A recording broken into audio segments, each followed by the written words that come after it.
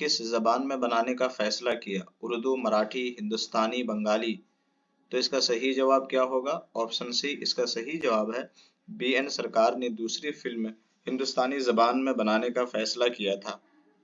अगले सवाल की तरफ आते हैं। सवाल नंबर 5, मोहब्बत के आंसू के उन्वान से फिल्म लिखने वाले का नाम क्या था? ए एन शौर, बी एन वर्मा, शरद दत्त, कुरतुलैन हैदर। तो इसका सही जवाब क्या होगा? इसका सही जवाब ऑप्शन ए एन शौर।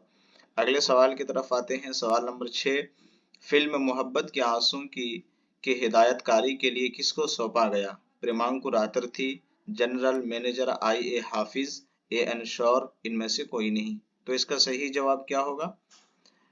इसका सही जवाब कौन सा ऑप्शन है? प्रेमांकुर आतर्थी, जनरल मैनेजर, ए एन शौर, इनमें से कोई नहीं।